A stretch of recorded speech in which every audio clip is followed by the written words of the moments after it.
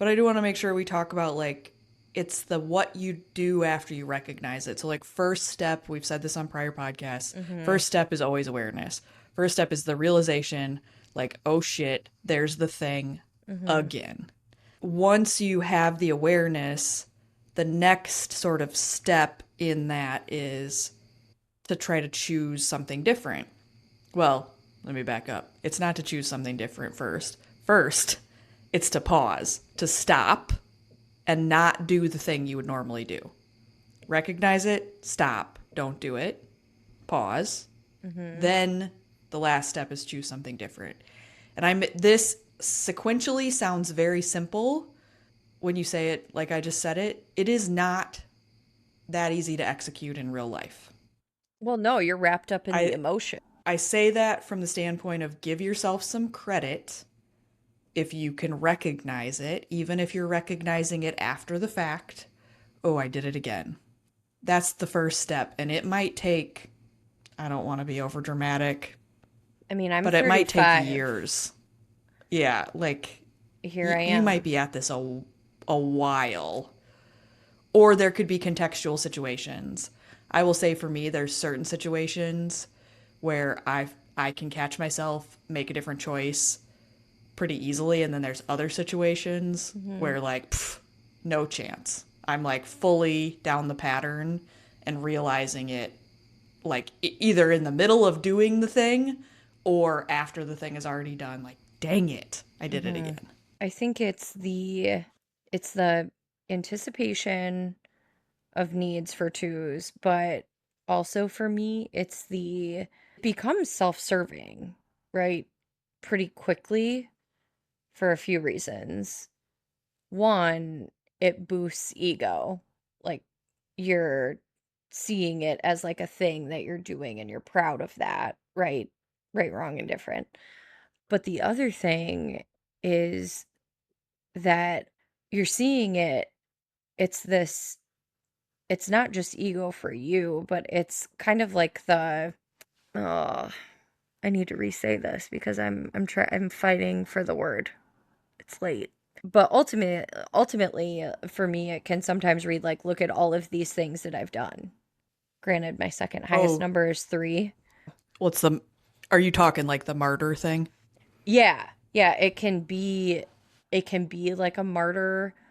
Definitely shows up that way at home, which is kind of like things that we've been talking about, right? Where I will continuously do the thing, do the thing, do the thing, do the thing until I can't schedule haircuts, schedule the dentist appointment, make it to OT, do all of the things while still having a full big job. And then I burst.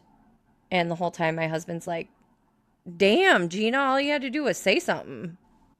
But it, for a 2, it's because you feel like a burden.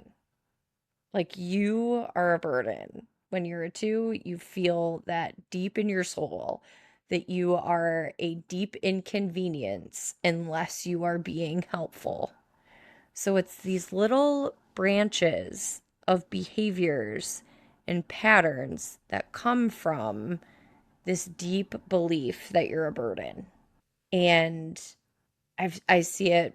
You and I had a conversation with another 2 this week where, oh no, I don't think you were in this conversation, but they were like, "Hey, like I need to go do this thing, so I need to be a little bit flexible this week, but I can help you with this, that, and the other thing from home. And I hope I'm not taking advantage of you. I'm just saying, like, just over explaining themselves and clearly feeling super anxious."